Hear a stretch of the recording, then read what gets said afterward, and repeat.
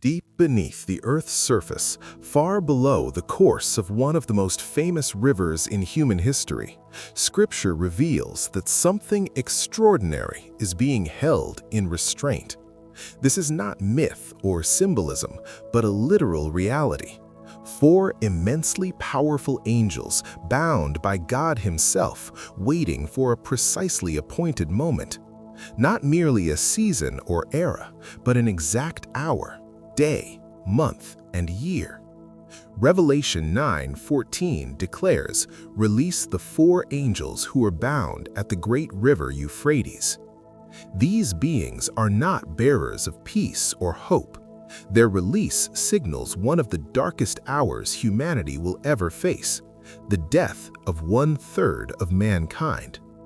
Who are these entities? Why were they imprisoned? And what unfolds when they are finally set free? In this video, we uncover one of the Bible's most chilling and concealed end-time revelations, a prophecy that weaves together Genesis, the ancient world, the Book of Enoch, and the trumpet judgments of Revelation. Prepare to journey deep into Scripture, spiritual conflict, and the unfolding of divine judgment. This is the mystery of the angels confined beneath the Euphrates River. The Book of Revelation is a divine masterpiece, rich with symbols, numbers, heavenly scenes, and global upheaval. Every phrase carries prophetic significance. Yet among its many apocalyptic visions, one passage stands apart for its intensity and mystery.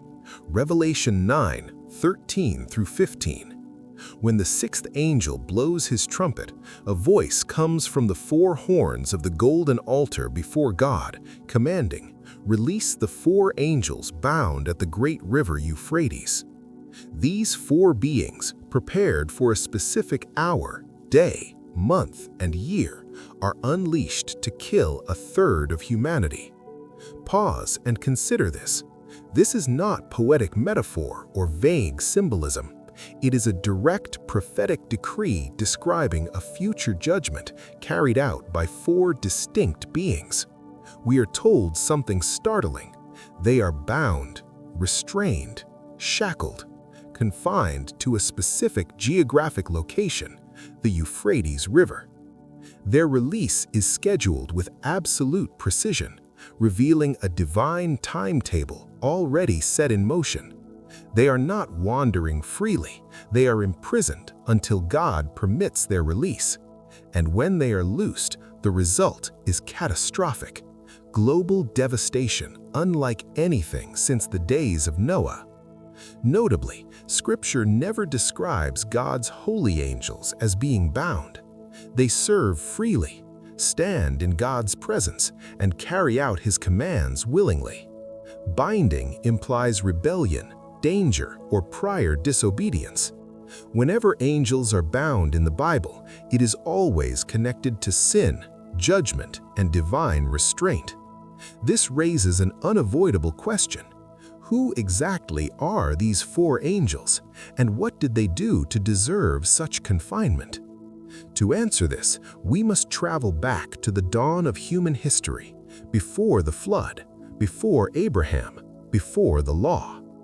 In Genesis 6:1-4, we read of a strange and controversial event.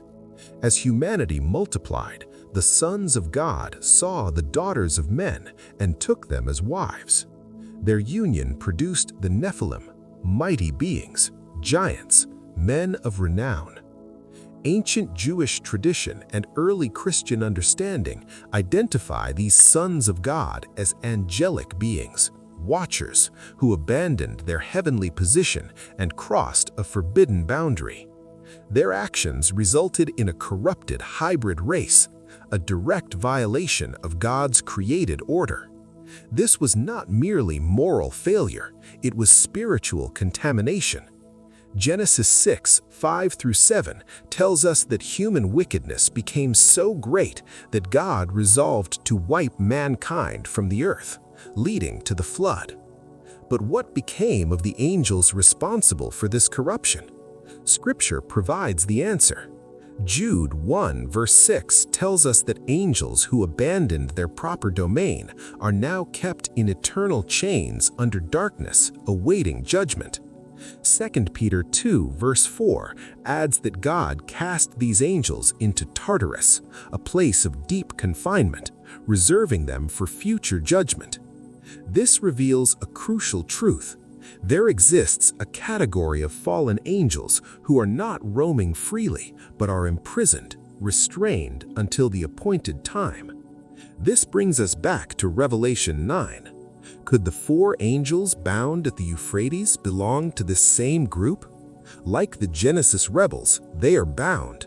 Like those mentioned by Peter and Jude, they await judgment. And when they are loosed, the result is catastrophic. Global devastation unlike anything since the days of Noah. Notably, Scripture never describes God's holy angels as being bound.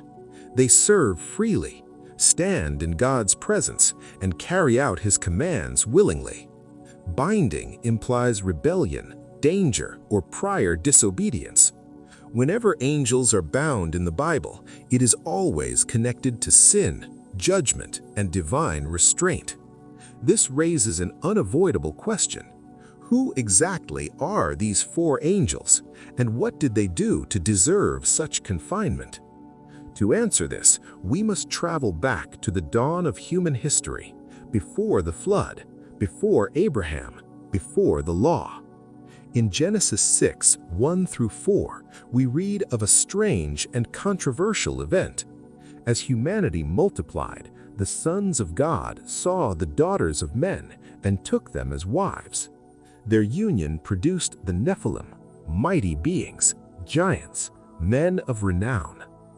Ancient Jewish tradition and early Christian understanding identify these sons of God as angelic beings, watchers who abandoned their heavenly position and crossed a forbidden boundary. Their actions resulted in a corrupted hybrid race, a direct violation of God's created order. This was not merely moral failure, it was spiritual contamination. Genesis 6, 5 through 7 tells us that human wickedness became so great that God resolved to wipe mankind from the earth, leading to the flood. But what became of the angels responsible for this corruption? Scripture provides the answer. Jude 1 verse 6 tells us that angels who abandoned their proper domain are now kept in eternal chains under darkness, awaiting judgment. 2 Peter 2 verse 4 adds that God cast these angels into Tartarus, a place of deep confinement, reserving them for future judgment. This reveals a crucial truth. There exists a category of fallen angels who are not roaming freely, but are imprisoned, restrained until the appointed time. This brings us back to Revelation 9. Could the 4 angels bound at the Euphrates belong to this same group? Like the Genesis rebels, they are bound. Like those mentioned by Peter and Jude, they await judgment. And when they are loosed, the result is catastrophic. Global devastation unlike anything